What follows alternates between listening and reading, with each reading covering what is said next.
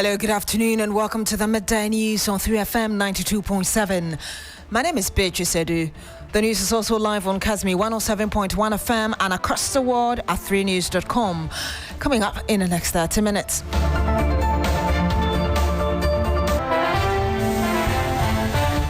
National ID services disrupted nationwide as National Identification Authority staff began indefinite strike. We'll bring you the very latest on the industrial action.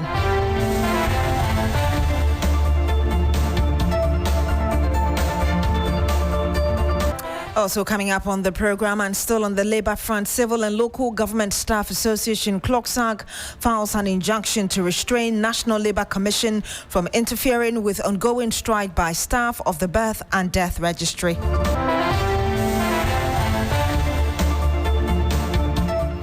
And much later this afternoon, we have some updates on the infamous SkyTrain trial as the Attorney General intends to call 8 witnesses against accused persons.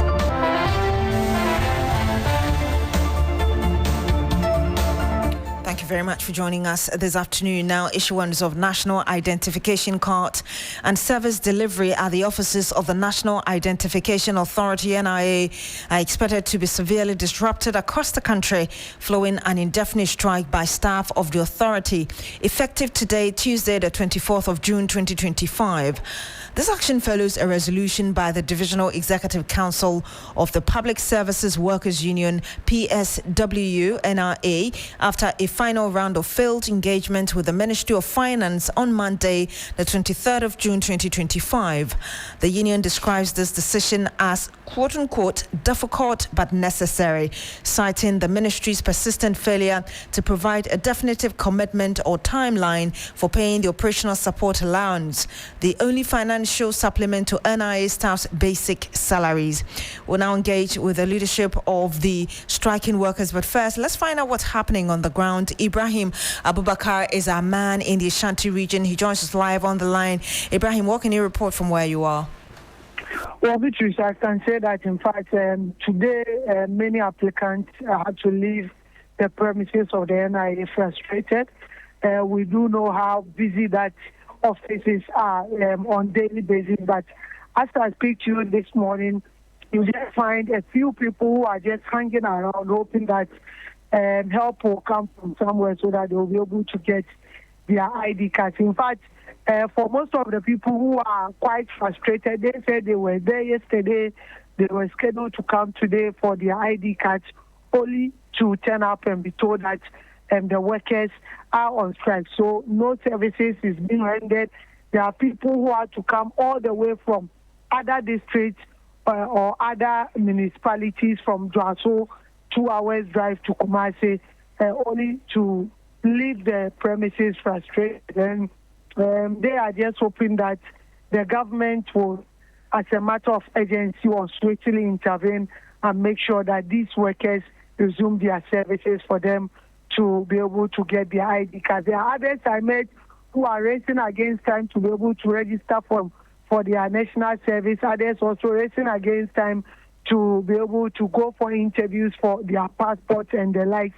And all these people do not know when workers will even resume their services for them to get their ID cards. I earlier engaged with some of the applicants, and let's listen to what they've been sharing with us. I have spelling mistake on my Ghana card, and I was directed to come here.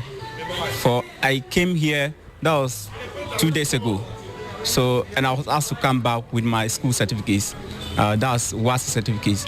So this morning, I didn't hear anything about any strike going on. So that's why I'm here this morning, but only to be told that they are on strike. We're just about to start our national service, and they are requiring this Ghana cards as part of our documentation. So if I don't get it on time, it's going to affect me. I'm here to get a replacement for my Ghana card because I was robbed last week, Saturday. Came here yesterday for it, but due to the network system, they couldn't do it, so they told me to come this morning. And this morning when I came to, they said that they are on strike. Which yesterday they did not tell me anything, so right now I'm confused on why yesterday they did not tell us that they were going on strike. And you heard that some frustrated applicants for the Ghana card. Ibrahim Abubakar is so on the line with us. Ibrahim, Ashanti region is one of the biggest regions we have. Are you able to tell us how big the impact could be across that region with this strike? Very, very huge, because like I rightly said, these are institutional offices that every now and then you find long queues, because we do know that Ghana card has become an integral part in our everyday affairs. If you want to transact business, everything. So almost everybody needs the card. And there are others who are also struggling because of some mistake on their card which doesn't correspond with their other documents. And for that matter, they need to get it done as soon as possible. So this is likely going to impact a lot of people. It is going to delay the services they need. Like I said, people even have appointment for their passport interviews today and tomorrow, and they need these cards to be able to facilitate those things. And without them getting it, it means their services will be delayed. And for now, this is not just an inconvenience. It is kind of a block to the future of many people, because the opportunities that they need will be delayed because of the absence of the Ghana card. Indeed. And have you had any word from any management member from there? Well, for now, no. You go to the NIA office, the regional manager is there. He's just sitting there, unable to do anything, because as an administrator, he just has to be there. But the workers keep leaving, and there is nothing he can do for them. He is even confused, because there are people that he has promised for them to come today for their cards. They have come, and he's unable to render any services to them. So he's also just hoping that maybe by tomorrow or by the close of the week, government will intervene for all the workers to resume their services. Ibrahim Abubakar, thank you very much for bringing us the latest from there. Ibrahim there bringing us an update on this strike, indefinite strike declared by staff members of the National Identification Authority nationwide. And I'm sure you also heard some of the people he spoke to expressing their frustration regarding the indefinite strike that they were not even aware of. Let's come back to Accra because Joseph Armstrong Gold Alogbe is also standing by with a report from the headquarters of the NIA. He joins us live on the phone. Joseph, just tell us what you have seen so far. Yeah, so currently here at the head office, we are told that the Labour Fair Wages Commission, staff from the Fair Wages Commission and that of the leadership of the NIA are going to a meeting. We were here when they actually arrived, so they are currently in a meeting to see how they can resolve this thing amicably. So what is happening here is that anybody who has traveled from far and near to the head office for any services is directed to go to the regional office, because the head office where I am now, they've stopped issuing cards to the general public. So not much impact is being felt here at the head office, because all activities have been moved now to the regional office, unless those who have no idea that these services have been moved to the regional office. So what is happening here at the head office now is that not much traffic is here. We are trying to move from this place to the regional office to see how this strike is biting. But what I can report now is that there is a meeting currently ongoing between the Fair Wages Commission and that of the leadership of the NIA. So what you're saying, just for clarity, is that there's not a lot of traffic at the headquarters because the NIA already, not because of the strike, has stopped issuing cards to people at the headquarters. Exactly so. So what is happening here is that the head office have stopped issuing cards to the general public, and that we were told sometime last week. So if you move to the regional office, that is where we'll really get the impact of the strike ongoing. But they confirmed to us that the strike is being observed across board, even at the head office. At the head office, we have two groups of people who work over there. We have the union staff and the non-union staff. So if you come to the head office today, anybody that attends to you is known as a non-union staff of the NIA. But all union staff are staying at home beginning today due to the ongoing strike. So, well, if you get to the office, you'll be attended to, but those who are attending to you are not union staff of the NIA. Thank you very much, Joseph Armstrong Alogbe. He is our correspondent monitoring situations in the Greater Accra region following the declaration of the indefinite strike by workers of the National Identification Authority. We'll bring you more as and when we have the latest. We stay on labor-related issues because the Civil and Local Government Staff Association, CLOCSAC, has also filed an application seeking an order to restrain the National Labour Commission from interfering with the ongoing strike by staff of the Birth and Death Registry.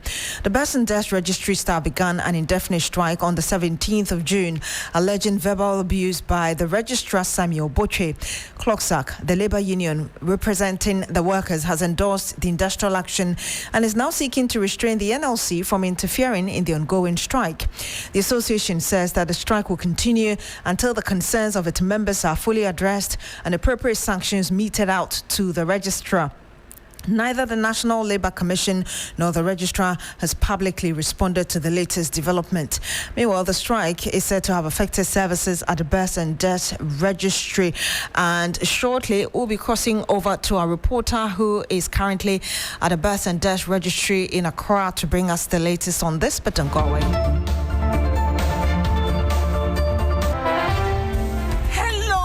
Ghana, it's a new year and Bills Microcredit is here to support your dreams. If you're not working but want to start a business, don't let money stop you. With just your Ghana card, you can get a loan to turn your ideas into reality. Already running a business? Need more capital? Or are you a salary worker looking for extra funds? Bills offers fast and easy loans with no collateral, no deposit, and no SUSI savings required. Wherever you are, whatever you need, Bills makes it happen. Call Bills Microcredit today. Call 0596 920 833 or 0302 200 390 and get started. Bills is licensed and regulated by the Bank of Ghana. Bills, financing your needs. Terms and conditions apply.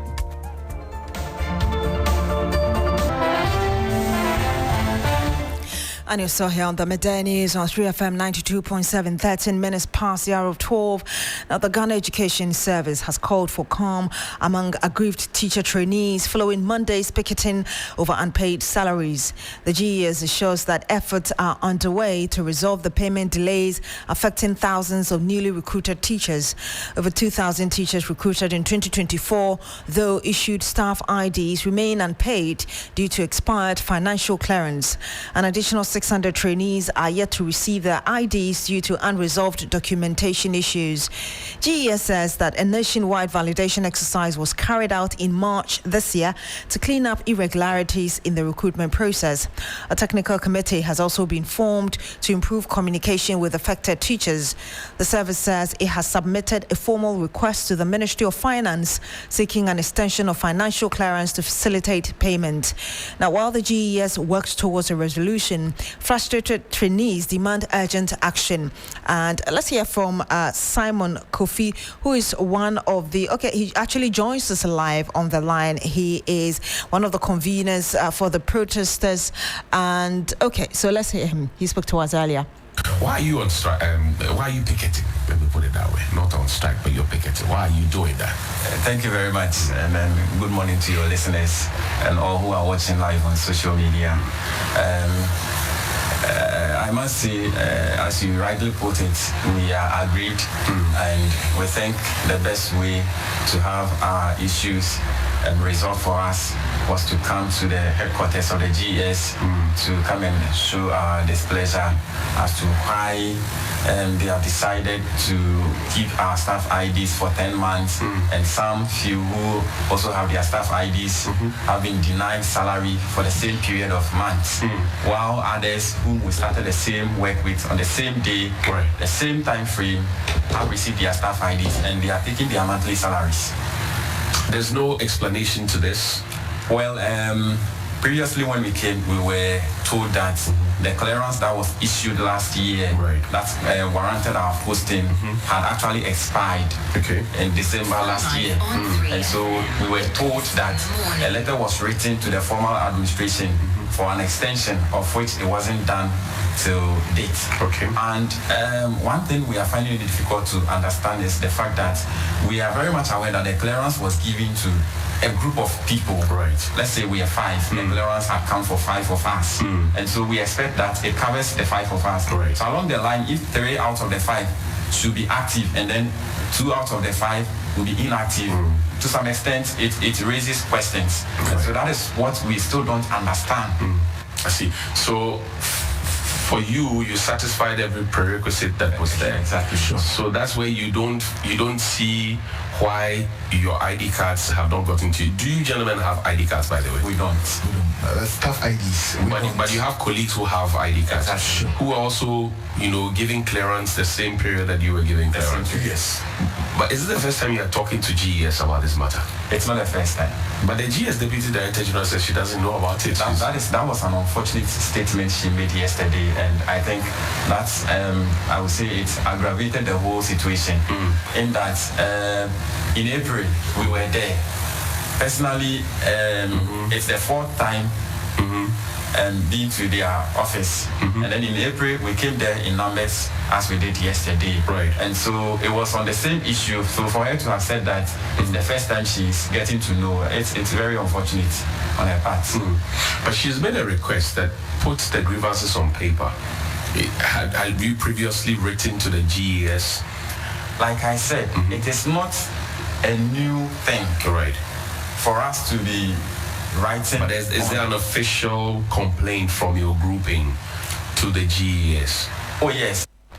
And you had that Simon Kofi. He's one of the protest conveners for the aggrieved GES members or teachers who are striking over their unpaid salaries for some months now. Let's return to our earlier story about the Civil and Local Government Staff Association of Ghana. Clocks are filing an application seeking an order to restrain the National Labour Commission from interfering with the ongoing strike by staff of the Birth and Death Registry. Beatrice Adu is my colleague who's been visiting the registry, offices of the registry. She joins us live on the line. Beatrice, are you able to tell us where you've been and what you can report?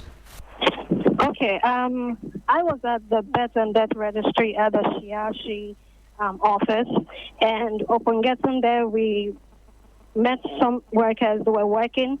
Business was going on as usual. There were patrons coming in and out of the office, transacting their businesses as normal.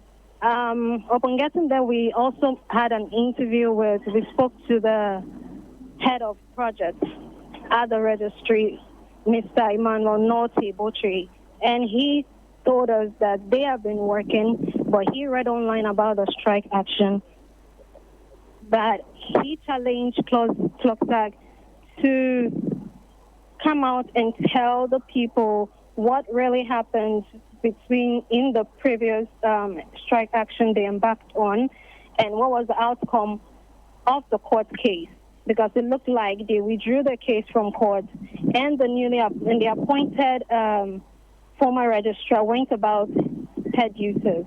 And so he's asking them that why is it that every newly appointed registrar, they embark on strike action, and that the strike action is actually affecting the image of the registry on the international front. He said their targets are actually affected as well. And so he believes that if there are any concerns with regards to for any of them to embark on a strike, they need to go to the right channels, speak to the right authority, and ensure that their grievances and concerns are being reported and addressed. He also said that taking the route of a strike is actually not the way to go. So, Beatrice, that's like a direct response to the workers of the Birth and Death Registry who are supposed to be striking. But I want clarity. Did you say that you still met some of them attending to clients? Because I heard you say clients were moving in and out of the offices. Can you give us clarity? Yes.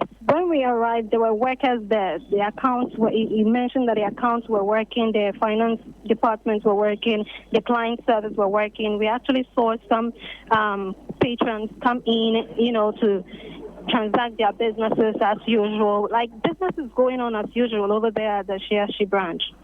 Thank you very much, Beatrice. So she's my colleague, visiting officers of the Birth and Death Registry. Following what we heard earlier was the document filed by the CLOCSAC earlier to prevent the NIA from interfering in that strike by the staff of the Birth and Death Registry. Some 20 minutes past the hour of 12. This is still the midday news here on 3FM 92.7.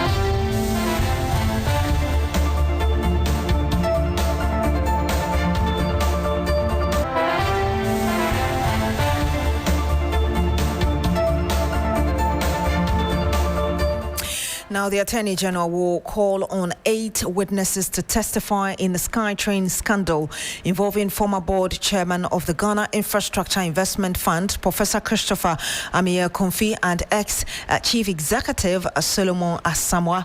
Prosecution notified the Accra High Court during a case management conference on Tuesday. Now, the 2 former GIIF officials have been charged with multiple offences, including causing financial loss to the state, intentional dissipation of public funds.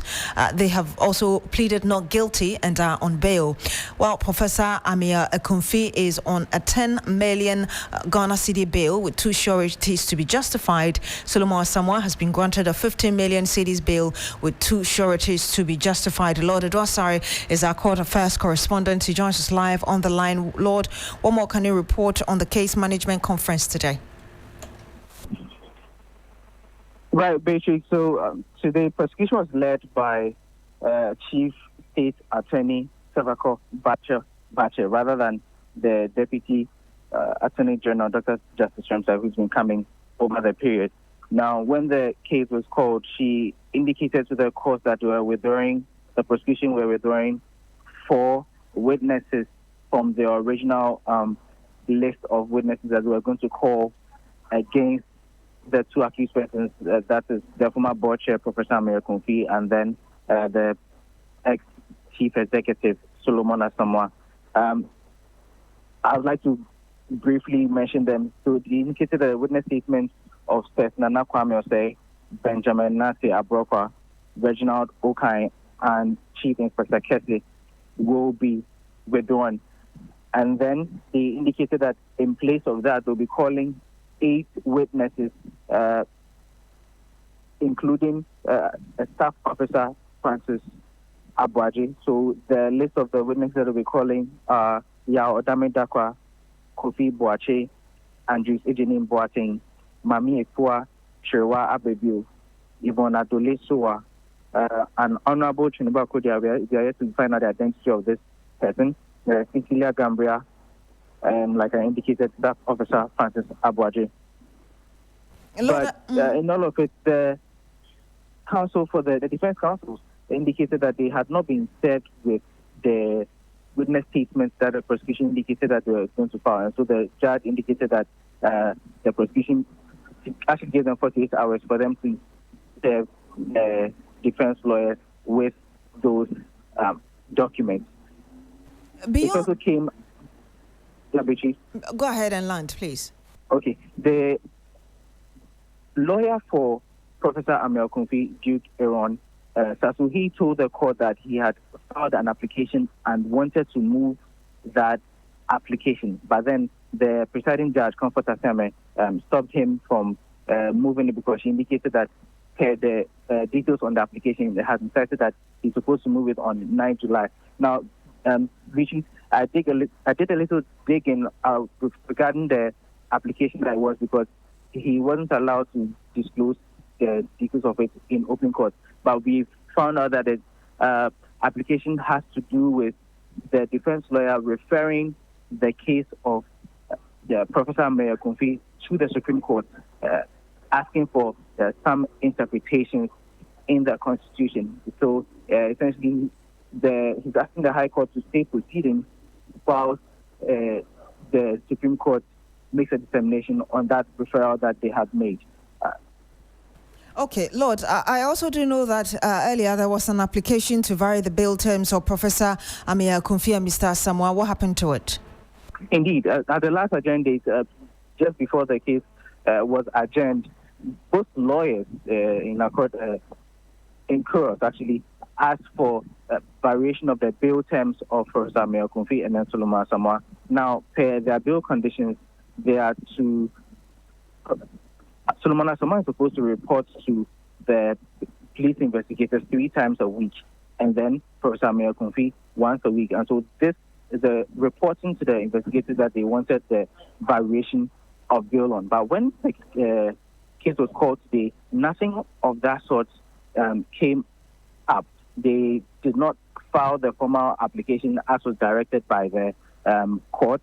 And so later on, I sought more clarity from the lawyers, and then they indicated that from the posturing from the judge, the last time that they made the oral application, they advised themselves to refrain from making a formal application because they felt that if they had filed it, there was a high possibility that it would be dismissed, or the terms may actually be increased from what it is presently, and that was why they refused to make the formal application altogether. Thank you very much, Lord Adwasare. He's our court affairs correspondent. His Majesty King Mswati III in Guanyama of the Kingdom of Eswatini is expected to arrive in Accra today, Tuesday the 24th of June, for a 4-day stay visit to Ghana. Upon arrival, he is expected to be hosted at the presidency by President John Mahama for bilateral relations. A memorandum of understanding is expected to be signed between the two countries during this meeting. Now, following the presidential engagement, the King will meet with officials at the African Continental Free Trade Area Secretariat before departing for Kumasi later in the day. In Kumasi, King Mswati III will be the distinguished guest of the Asantehene Otumfuo Tutu II. Our presidential correspondent Komla Klucha is at the presidency and standing by with an update on the highly anticipated visit of the King. Komla, if you can hear me, has the King arrived yet? Absolutely not. He's expected to arrive in the next 10 minutes. But senior government officials and then people from his country are already lined up here to welcome him at the airport. I must say that he is very special and also special thanks to the Asante Kingdom. His friends with the 2432. And to the extent, even the very last time a senior government official was in his country was in 2024, where the foreign minister had attended and represented Ghana during a festival where some 30,000 women culturally displayed what the country is made of. And so it does appear beyond the bilateral relationships or relations that would exist between them, to which some agreement will be signed at the presidency today. He would also be jetting off shortly after that to go to Kumasi, where he will be met by 2432, and then that could be continued. He would be in the country for a couple of days, to which issues of both bilateral and multilateral and cultural relations would be reinvigorated. Thank you very much, Komla Klucha. He's our presidential correspondent. Now, officials at the Western Regional Directorate of the National Disaster Management Organization are urgently calling for major rehabilitation works on the office building, citing serious structural defects that pose a threat to their safety and hinder effective operations. We'll bring you more on the story in our subsequent bulletins. My name is Beatrice Adu. Thank you very much for joining us this afternoon. Log on to shrinews.com for more news.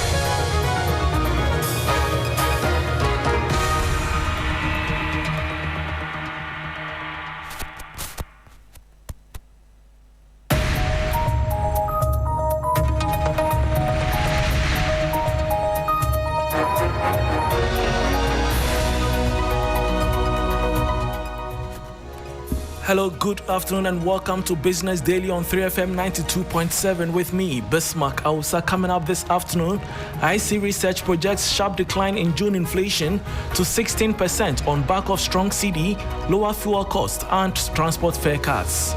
Also ahead, Ghana cedi ranked among Africa's 10 strongest currencies in June, boosting hopes of lower inflation and economic respite amid forex gains. And Ghana could save $6 billion annually by managing single-use plastics. We'll hear from the Sector Minister, Murtala Mohammed. About almost 6 billion, if you are able to do some of the things. And you may describe that as an ambitious thing. Because man, you will generate about 1.1 million kilograms of plastics a year. These stories and others lined up for you. Please stay.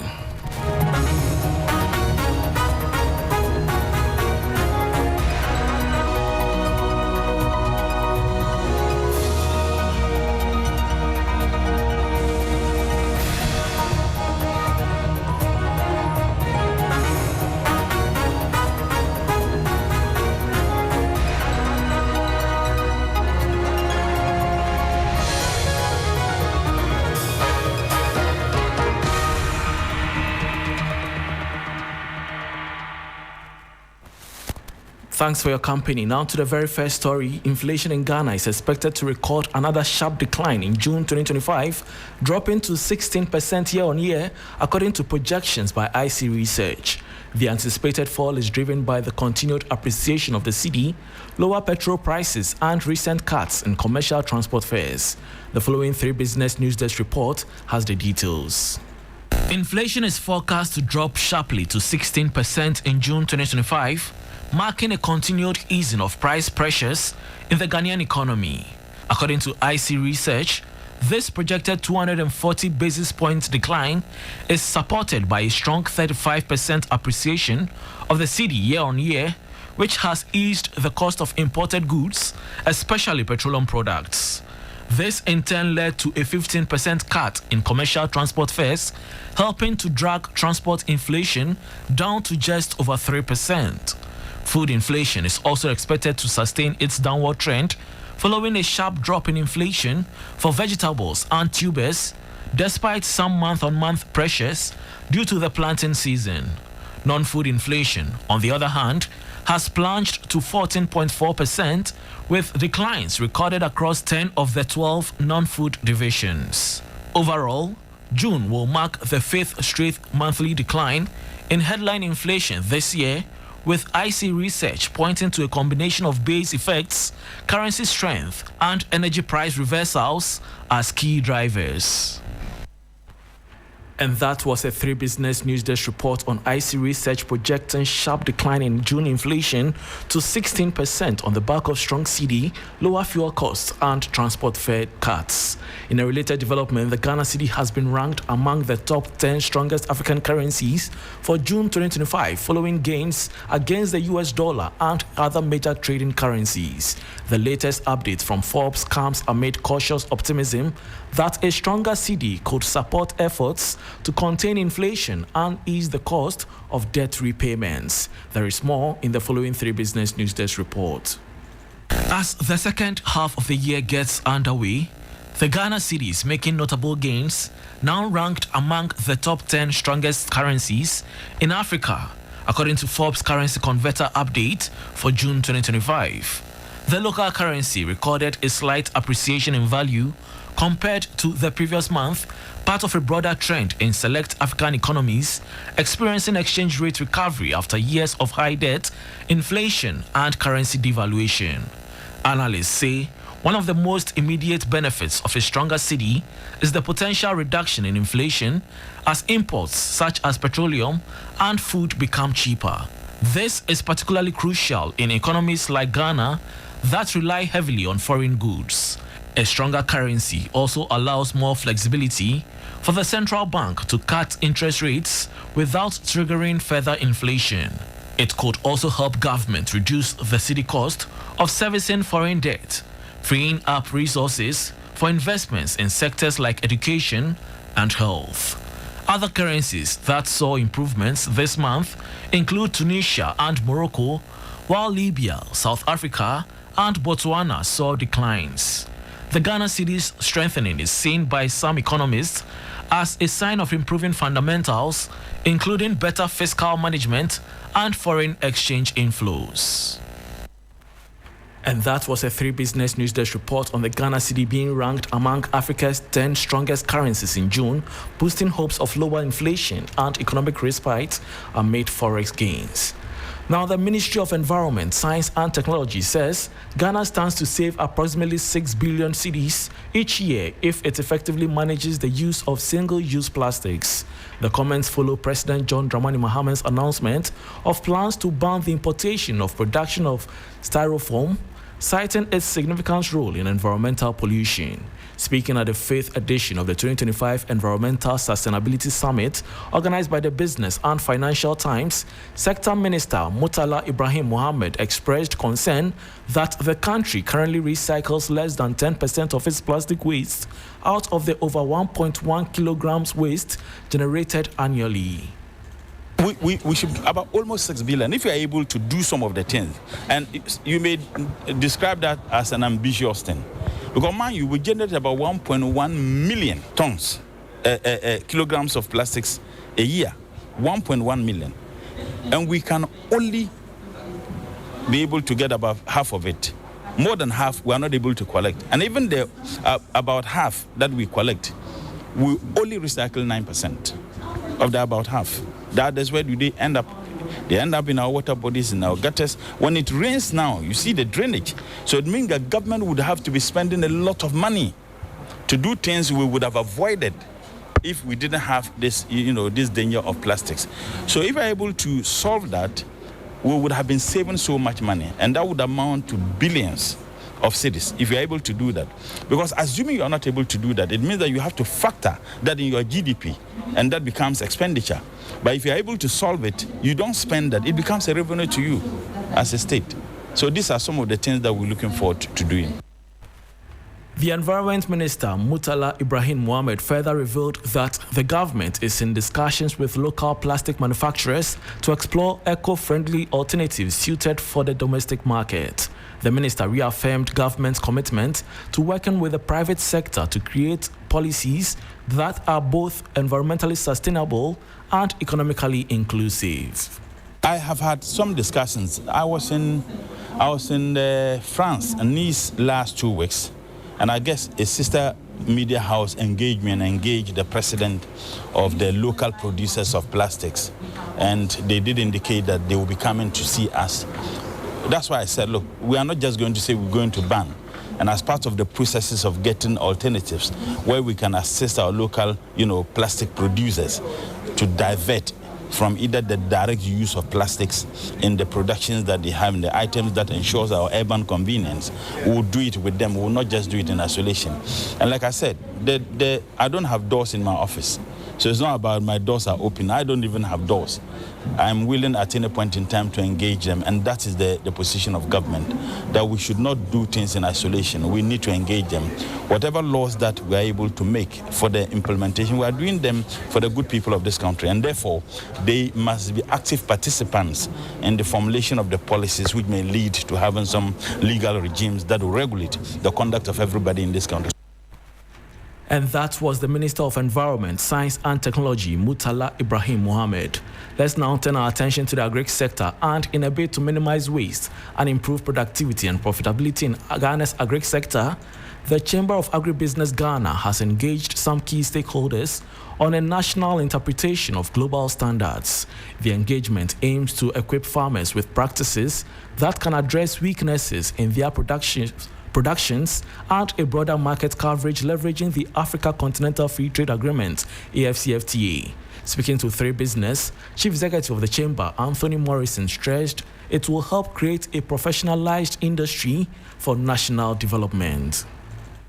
Standards helps us to reduce the inefficiencies in cost in terms of production, and also making sure that we increase our profit level because we are becoming more efficient in the production. But more importantly, about the ISO 1816, it's an international standard of which the Ghana Standards Authority is a subscriber of. We're also looking at how we can adequately prepare our smallholder farmers in the commercial sense, in a business sense, for them to also actively take part in the rules of origin, to say, which is of the Africa Union after. These are some of the very fundamental things that we need to do as a country.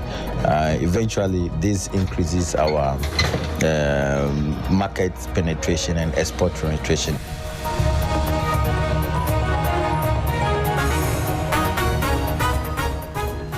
Anthony Morrison is Chief Executive of the Chamber of Agribusiness Ghana, and that brings us to the end of Business Daily on 3FM 92.7 with me, Bismarck Awusa. For more business stories, please check out our website, is3news.com. Thanks for your company.